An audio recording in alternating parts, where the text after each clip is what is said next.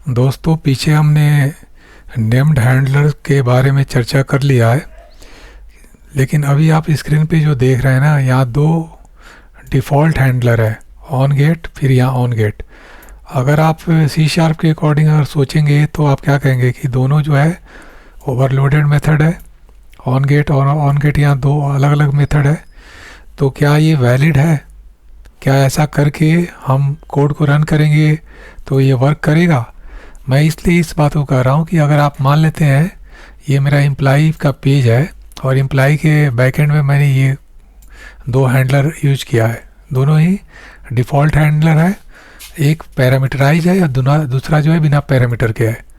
और यहाँ पर इससे रिलेटेड मैंने एक फॉर्म बनाया है और ये आपको HTML फॉर्म नहीं है, ये आपका जो है रेजर पेज का फॉर्म है। अगर आप देखिए तो यहाँ पर मैंने ऐड टैग हेल्पर का यूज़ किया है। पिछले वीडियो में मैंने बताया था कि आप व्यू इंपोर्ट करके और उसमें जो है आप अपना ऐड टैग हेल्पर का यूज़ कर सकते हैं, लेकिन वो ग्लोबली काम करता है। लेकिन अगर आपको केवल एक पार्टिकुलर पेज में वर्क करना है तो आप अपने डायरेक्टिव को मतलब ऐड टैग हेल्पर को किसी पार्टिकुलर पेज में यूज करके भी काम कर सकते हैं।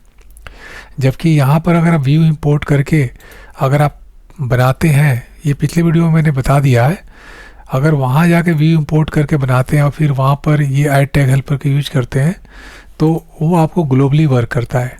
ठीक है ना?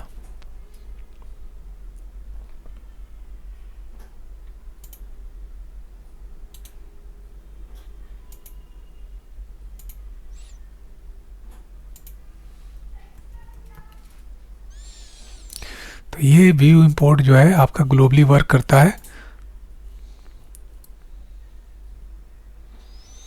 और फिर आप क्या करते हैं, इसमें जो है अपना ऐड टैग हेल्पर लिखते हैं।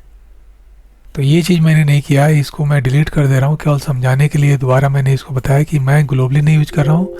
जिस पार्टिकुलर रेजर पेज में मुझे ज़रूरत है मैं वहीं पर इस ऐड टैग हेल्पर को यूज कर रहा हूँ। अब अपने कोर टॉपिक पर आते हैं। हमने दो डिफ़ॉल्ट हैंडलर यूज किया है, दोनों गेट हैंडलर है। एक में पैरामीटर में पास कर रहा हूँ, दूसरे में पैरामीटर पास नहीं कर रहा हूँ। और यहाँ पर मैंने जो फॉर्म बनाया है ये गेट मेथड से हमारा डेटा को सेंड कर रहा है।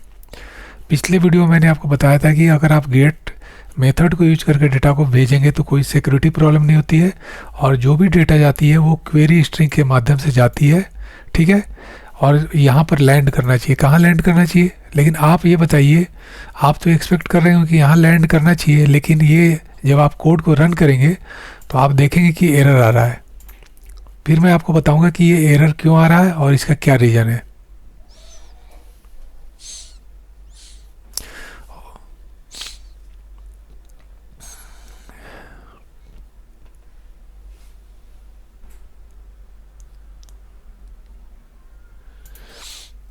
मैं इम्प्लाई क्लास पे लैंड कर रहा हूँ ना, जब मैं इम्प्लाई पे जा रहा हूँ तो देखिए क्या इशू आ रहा है। लिख रहा है कि unhandled exception occurred while processing the request, multiple handlers matched. Multiple handlers का क्या मतलब है? एक हैंडलर आपका दिखा रहा है पाला कोमा करके दिया, ऑन गेट वाइड करके दिया, ये पाला वाला हैंडलर है, ऑन गेट वाइड। दूसरा वाला जो दिया ना ऑन गेट, इसमें पैरामीटर जो मैंने डाला है स्ट्रिंग टाइप का इंटीजर टाइप का, उसके अकॉर्डिंग ये दूसरा हैंडलर है। तो कह रहा है कि दो या दो से ज़्यादा हैंडलर, मल्टीपल हैंडलर का यहाँ सेंस ये है कि दोनों ही डिफ़ॉल्ट हैंडलर है। तो ये इस तरह का पैरामीटर करके आप इसको भेज नहीं सकते हैं।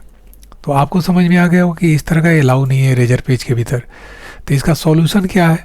इसका सॉल्यूशन है कि अगर आप कोई भेजना चाहते हैं तो यहाँ पर आप नेम्ड हैंडलर बना लीजिए। अगर आप जाकर इसको भेजेंगे तो कोई इशू नहीं आएगा। तो इसके लिए मैंने आपको पीछे बता दिया है कि आपको इसके लिए क्या करना होगा। पहली बार पेज लैंड होगा तो इस रिक्वेस्ट पे जाएगा, अगली बार जब आप फॉर्म को पोस्ट करेंगे तो यहाँ पर रिक्वेस्ट फॉल करेगा। तो दोनों में यहाँ पर ब्रेक पॉइंट लगाकर समझा देता हूँ और इस एप्लीकेशन को दोबारा से रन करते हैं। जब एप्लीकेशन स्टार्ट होगा और जब रिक्वेस्ट आप एम्प्लॉई पेज के लिए करेंगे तो एम्प्लॉई पेज के लिए जब करेंगे यहाँ पर एम्प्लॉई लिखेंगे तो क्या होगा, आपका पेज डायरेक्टिव देखिए क्या है। पेज डायरेक्टिव आपका क्या है? सिंपल पेज डायरेक्टिव, उसके बाद कोई राउट टेम्पलेट नहीं है। तो डायरेक्ट लैंड करेगा जिस पेज का आप नाम यहाँ लिखेंगे एम्प्लॉई, तो लैंड करेगा कहाँ पर? गेट पे कर रहा है लैंड, देखिए गेट पे लैंड कर रहा है, और ये लैंड करने के बाद ये आपको पेज रिटर्न कर दे रहा है। कौन सा पेज रिटर्न कर रहा है? जो हमारा ये फ्रंट में जो है। अब यहाँ से जब आप डेटा पोस्ट करेंगे तो ये किस मेथड से पोस्ट होगा? गेट से। तो क्वेरी स्ट्रिंग के माध्यम से जाएगा, और कहाँ जाएगा? यहाँ जाएगा। लेकिन आप यहाँ गौर कीजिए कि जब मैं यहाँ डेटा पोस्ट कर रहा हूँ तो क्या मैं इसको बता रहा हूँ कि किस मेथड से पोस्ट करना है? बता रहा हूँ। लेकिन कहाँ पोस्ट करना है वो मैं बता रहा हूँ? तो ये एक्शन या पेज जो होता है ना, उसको बताना होता है। तो ASP पेज करके एक होता है, जिसको ASP पेज हैंडलर करके होता है। पेज हैंडलर, इसको दोबारा से लिख रहा हूँ।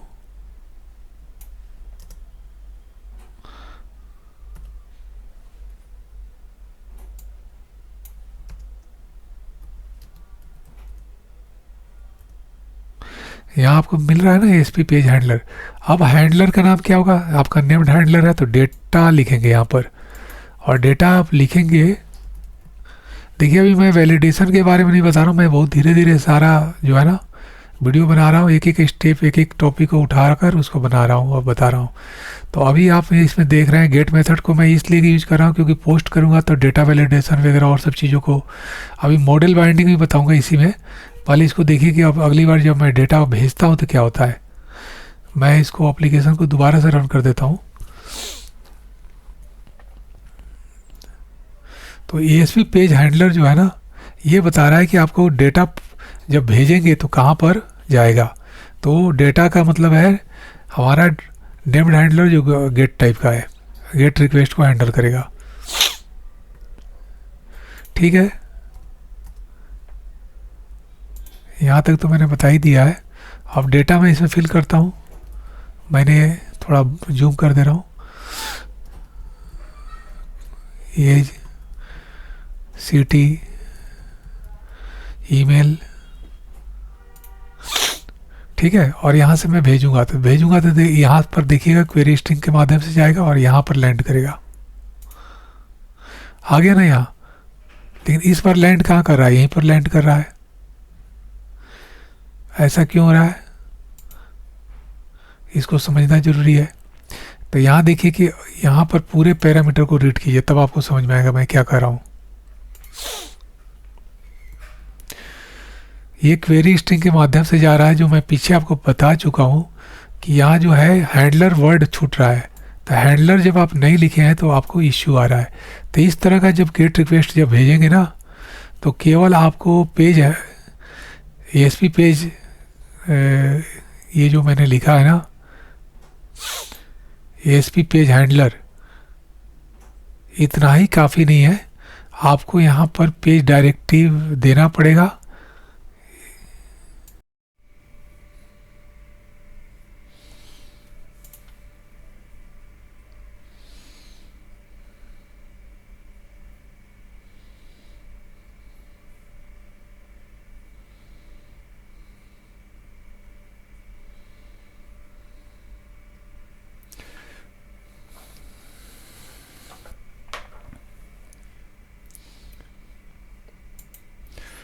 तो हम यहाँ राउट टेम्पलेट के रूप में केवल हैंडलर मिस हो रहा है, तो हैंडलर यहाँ पर डाल देंगे। आप चाहें तो इसको ऑप्शनल भी रख सकते हैं, इससे कोई फ़र्क नहीं पड़ेगा। और फिर दोबारा आप अपने एप्लीकेशन को चलाइए तो आपका प्रॉब्लम सॉल्व हो जाएगा।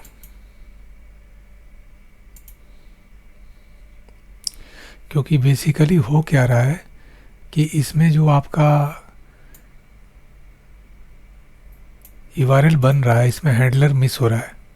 तो जैसा कि मैं पहले ही बता चुका हूँ कि आपको क्या करना होगा कि सबसे पहले आपको हैंडलर देना होगा। हैंडलर की वैल्यू मैंने बताया था क्वेरी पैरामीटर के रूप में अगर लेते हैं, हैंडलर क्वेरी पैरामीटर में जब आता है तो क्या होता है, हैंडलर यहाँ आएगा, फिर हैंडलर की वैल्यू आएगी। तो वैल्यू क्या आएगी? जो हमारा यहाँ पर क्या है, डेटा है ना, तो डेटा तो आप पास कर ही रहे हैं, लेकिन वो हैंडलर नहीं होने की वजह से यहाँ पर इश्यू हो रहा है। तो ऑटोमेटिकली क्या होगा कि जब आप हैंडलर यहाँ लिख देते हैं तो ये जो हैंडलर जो है ना यहाँ पर अटैच हो जाएगा। और अगली बार जब आप यूआरएल देखेंगे तो ये चीज़ आएगा। तो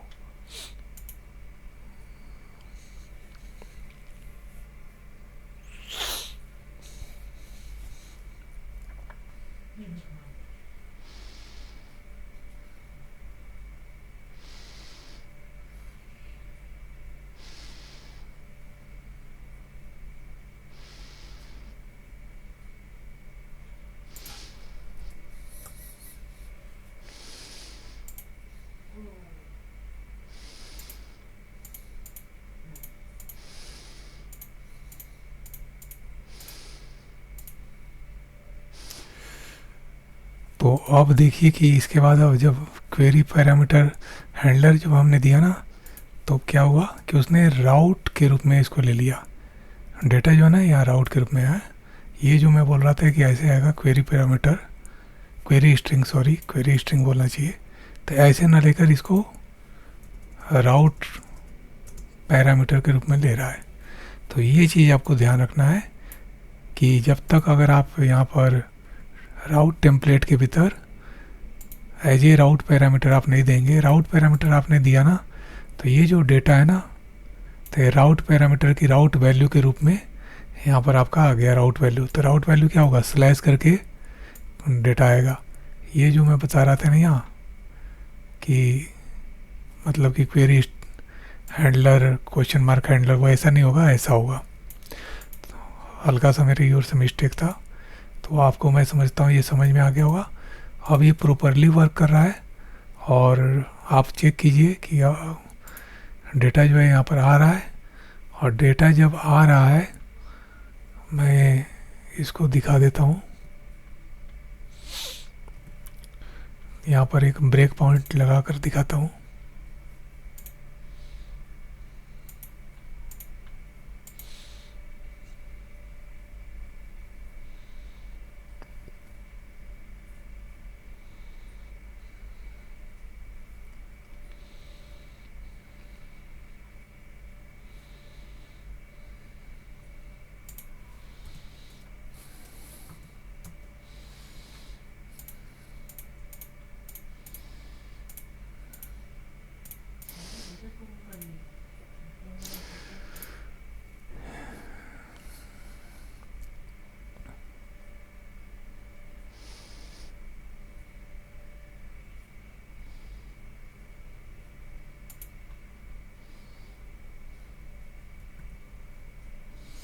देखिए यहाँ पर आ चुका है, ब्रेक पॉइंट लगा हुआ है।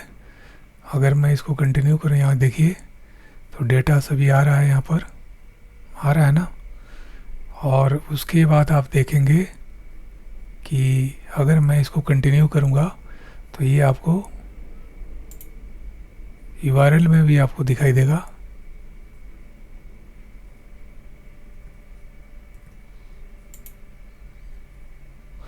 तो यूआरएल आपका क्या बना है, ऐसा जनरेट हुआ ना। तो ये जो जनरेट हो रहा है ना, ये जो आपका जनरेट हो रहा है, तो देखिए कैसे जनरेट हो रहा है।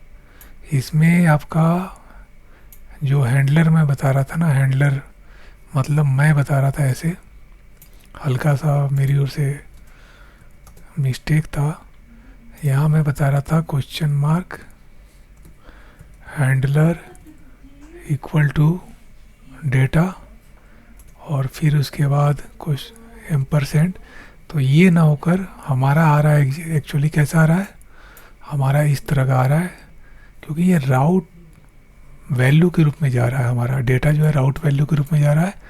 तो ये राउट वैल्यू के रूप में जाएगा तो स्लैश करके आएगा, न कि जैसे मैं बोल रहा था ऐसे होगा। तो आपको मैं समझता हूँ ये समझ में आ गया होगा, क्योंकि यहाँ गौर कीजिए कि जब मैंने यहाँ पर फॉर्म में डेटा सेंड कर रहा हूँ तो यहाँ पर ESP पेज हैंडलर क्या है, एक राउट वैल्यू के रूप में जाएगा और ये हैंडलर को पास होगा, ठीक है ना।